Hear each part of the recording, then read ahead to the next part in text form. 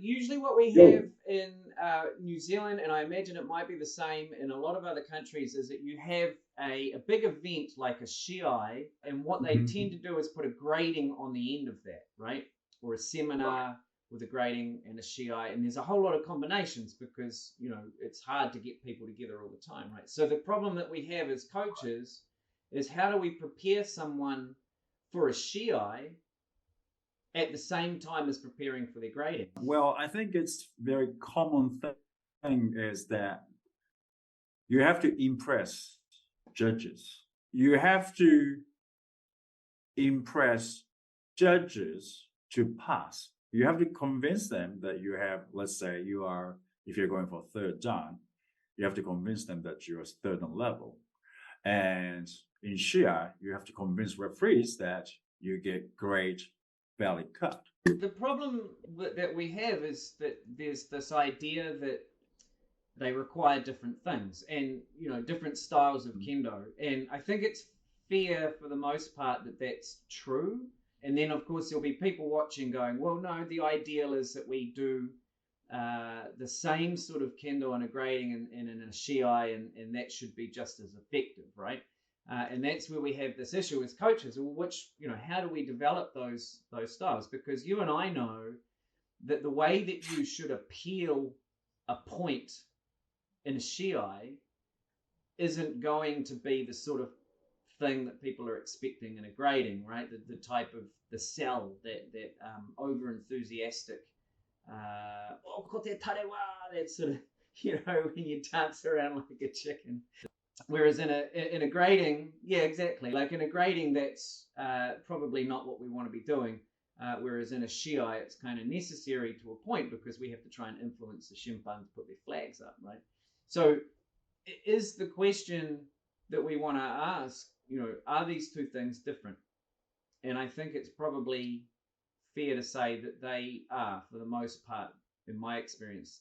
There is a certain attitude that I take for my gradings and a different attitude that I take for my shiai. So the nature is different. So in shiai, when you hit, well, it's about a hit or not get hit. If you get hit, you lose.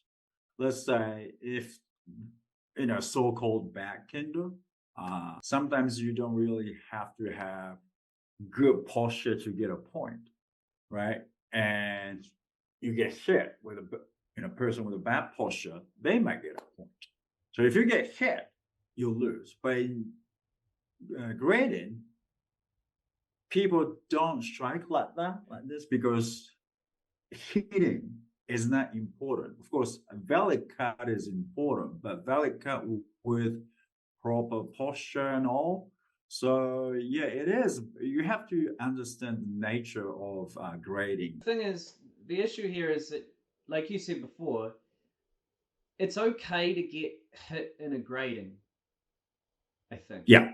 Right? But it's not okay to get hit in a shiai for obvious reasons. Right? For me, it's perfectly acceptable to block, to defend yourself so that you don't get hit in a shiai.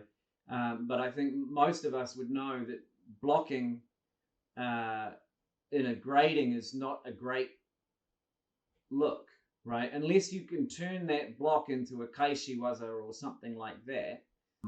It's better to be on the offensive rather than the defensive. So when we bring it back to how do we prepare our people for a grading at the same time as a shiai, it's still appropriate to try and work on your defensive play as well in preparation for both. So rather than blocking, right, which you right, may need to play defensively in shiai, but we don't want to mix that up with our grading. That's the issue here, right? So what are the things that we can do, practice playing defensively without blocking? And to my mind, that's as simple as doing things like, working angles, right? So either omote or ura coming to this side or that side or whatever it is.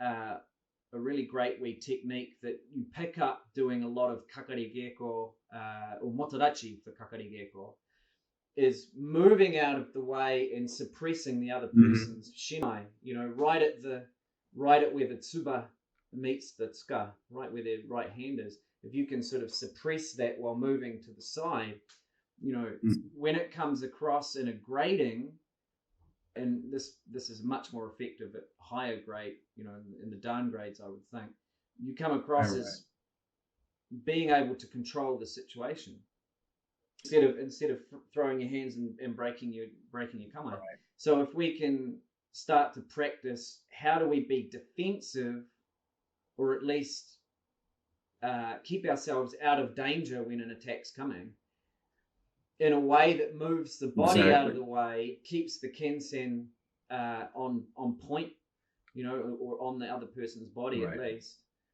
then I think, exactly, or say all that sort of stuff, keeping it down low. These are the ways that we can start to prepare people for both, to my mind, because the crossover, the attitudes are different. We talked about that. The expectations might be different, but really, in essence, when we think about it, the goal is to be able to not have a distinction between those, right? Or not a huge distinction. I think there'll always be some differences. If you watched, for example, somebody like Uchimura Senshu, the way in which they strike kote in the shiai to get that ippon versus the way that they do it in their grading, in their next hachidan grading, there'll be subtle differences in the way that the point's sold. So, when we get to that point, you and I aren't possibly qualified to be talking about hachi, but the thing is that when we're preparing people to cross over the both, to my mind, using the body, using the shinai to create that defensive play is applicable in both. Right. Yeah, certainly. Yeah, and it also, a part of it, if you block, do something, So if you do this, it's hard to counterattack. And also, like, people think, correct kendo doesn't do well in shiai, but after you strike kote, you don't have to go like this. You just have to get closer. Yeah, exactly. So you can keep an eye on your opponent. That is very important, rather than going down. Right. What we are working on at the moment, and I think it works for shiai and grading. Footwork, like one step. So when you get into striking distance, a lot of people have habit to move the left foot forward, even when they're in striking distance.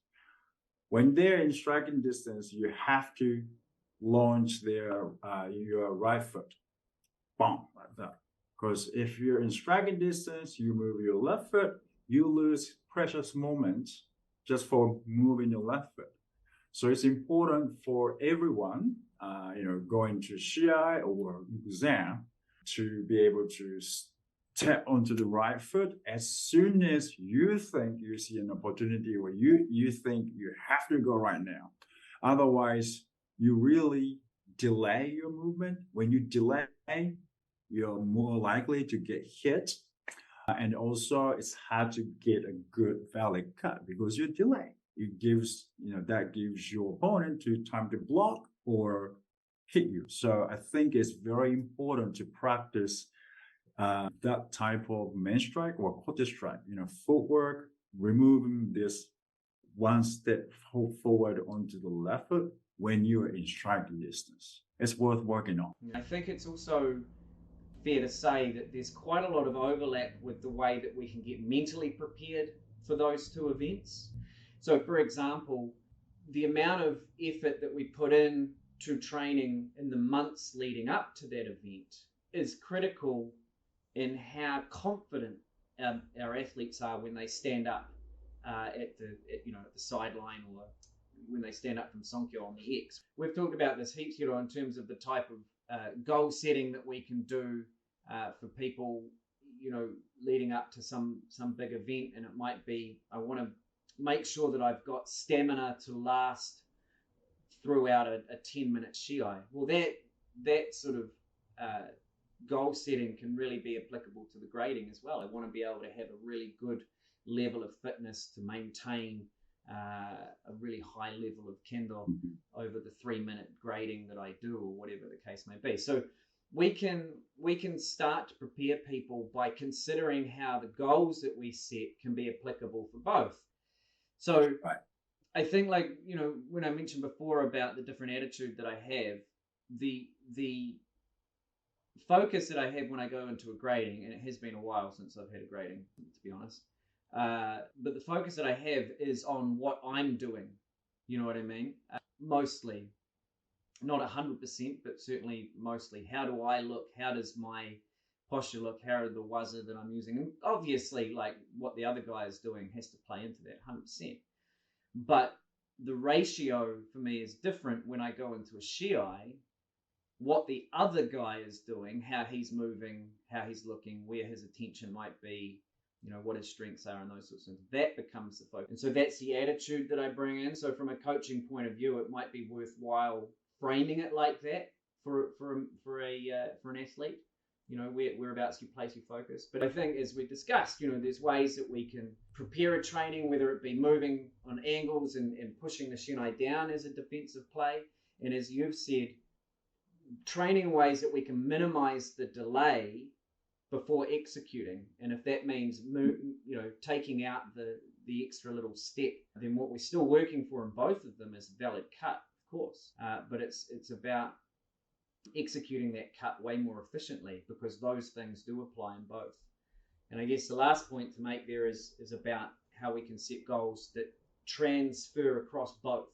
You know, if it's about fitness or if it's about the number of techniques that we have available to us, those are the ways that we can prepare someone for both events and then start to put the different hats on accordingly without having to make too much change in the kendo that we're doing. So leave us a comment and let us know what you do. We'd be really interested to keep the conversation going, and we'll catch you in the next session. Thanks very much, Hiro. Thank you.